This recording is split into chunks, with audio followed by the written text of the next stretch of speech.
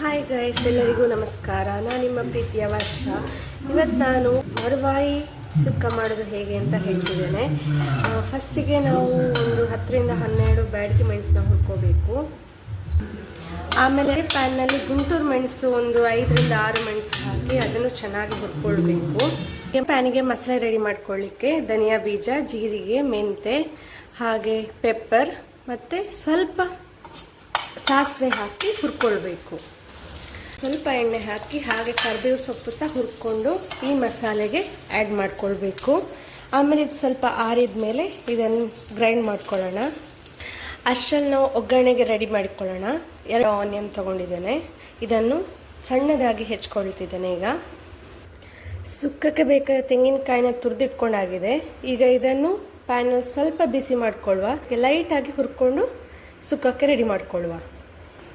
ಈಗ ತೆಂಗಿನಕಾಯಿನ ಲೈಟಾಗಿ ಮೀಡಿಯಂ ಫ್ಲೇಮಲ್ಲಿ ಹುರ್ಕೊಳ್ತಿದ್ದಾನೆ.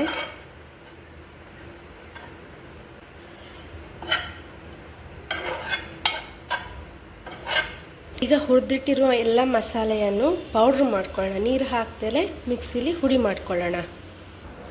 ಇದು ಮಸಾಲೆ ಪೌಡರ್ ಮಾಡ್ಕೊಂಡಾಗಿದೆ. ಈಗ ಇದಕ್ಕೆ ಒಂದು 10ರಿಂದ 12 ಎಸಳು ಬೆಳ್ಳುಳ್ಳಿ, ಹಾಗೆ ಒಂದು ಚಿಕ್ಕ ತುಂಡು ಶುಂಠಿ, ಹಾಗೆ ಸ್ವಲ್ಪ ಹುಣಸೆ ಹುಳಿನ ಆ್ಯಡ್ ಮಾಡಿ ಮತ್ತೆ ಇನ್ನೊಂದು ಸಲ ಗ್ರೈಂಡ್ ಮಾಡ್ಕೊಳ್ಳೋಣ. ಈಗ ಸುಕ್ಕ ಮಾಡಲಿಕ್ಕೆ ಒಂದು ಬಾಣಲಿನ ಸ್ಟವ್ ಮೇಲೆ ಇಟ್ಟಿದ್ದೇನೆ. ಇದಕ್ಕೆ ಒಂದು 4ರಿಂದ 5 ಟೇಬಲ್ ಸ್ಪೂನಷ್ಟು ಕೊಕೊನೆಟ್ ಆಯಿಲ್ ಹಾಕಿದ್ದೇನೆ. ಆಮೇಲೆ ನಾನು ನೆನ್ನೆನೇ ಮರವಾಯಿನ ನೀರಲ್ಲಿ ನೆನೆಸಿಟ್ಟು ಆಮೇಲೆ ಬೇಯಿಸಿ ಅದರದ್ದು ಒಂದು ಸೈಡಿನ ಚಿಪ್ಪು ತೆಗೆದು ಇಟ್ಟಿದ್ದೇನೆ. 1.5 kg ಮರವಾಯಿ ಉಂಟು ಇದರಲ್ಲಿ. ಈಗ ಎಣ್ಣೆ ಬಿಸಿಯಾದ ಹಾಗೆ ನಾವು ಇದಕ್ಕೆ ಕರಿಬೇವು ಸೊಪ್ಪು ಹಾಕ್ಕೊಳ್ಳೋಣ. ಹಾಗೆ ಹೆಚ್ಚಿಟ್ಟಂಥ ಆನಿಯನ್ ಸಹ ಹಾಕ್ಕೊಂಡು ಇದನ್ನು ಚೆನ್ನಾಗಿ ಫ್ರೈ ಮಾಡ್ಕೊಳ್ಳೋಣ.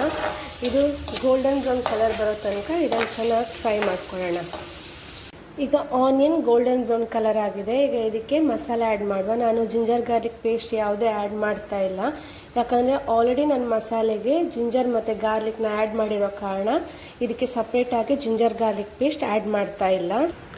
ಈಗ ಈ ಮಸಾಲೆಗೆ ರುಚಿಗೆ ಬೇಕಾದಷ್ಟು ಉಪ್ಪು ಆ್ಯಡ್ ಮಾಡ್ಕೊಳ್ಳೋಣ. ನೋಡಿಕೊಂಡು ಉಪ್ಪು ಆ್ಯಡ್ ಮಾಡಿದ್ರಾಯಿತು. ಈಗ ಮಸಾಲೆ ಕುದೀತಾ ಇದೆ. ಈಗ ತುರಿದಿಟ್ಟಿರುವಂತಹ ಈ ತೆಂಗಿನ ತುರಿನ ಈ ಮಸಾಲೆಗೆ ಆ್ಯಡ್ ಮಾಡುವ.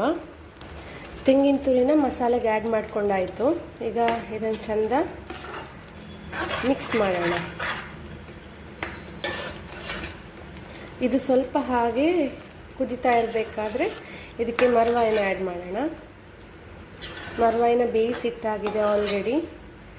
ಸ್ವಲ್ಪ ಉಪ್ಪು ಮತ್ತು ಅರಿಶಿಣ ಪುಡಿ ಹಾಕಿ ಬೇಯಿಸಿ ಒಂದು ಸೈಡ್ ಚಿಪ್ಪು ತೆಗೆದು ಇಟ್ಟಿದ್ದೇನೆ, ಈಸಿ ಆಗಲಿ ಅಂತ.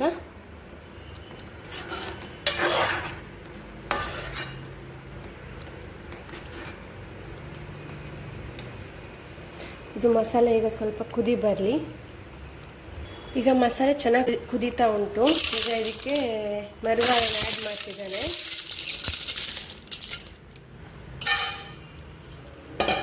ಅಷ್ಟು ಮರವಾಯಿಯನ್ನು ಇದಕ್ಕೆ ಆ್ಯಡ್ ಮಾಡ್ಕೊಂಡಿದ್ದೇನೆ.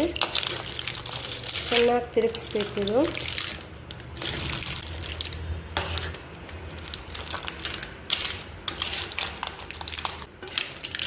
ಇದೊಂದು 5 ನಿಮಿಷ ಚೆನ್ನಾಗಿ ಮಸಾಲೆ ಎಲ್ಲ ಮರವಾಯಿಗೆ ಎಳ್ಕೊಳ್ಳಿ. ಆಮೇಲೆ ಸ್ಟವ್ ಆಫ್ ಮಾಡಿ ಬಿಡೋಣ. ಮರವಾಯಿ ಸುಕ್ಕ ರೆಡಿ ಆಯಿತು. ಈಗ ಬಾಯ್ಲ್ಡ್ ರೈಸ್ ಜೊತೆ ಮರವಾಯಿ ಸುಕ್ಕ ಸವಿಯಲು ಸಿದ್ಧ. ಧನ್ಯವಾದಗಳು.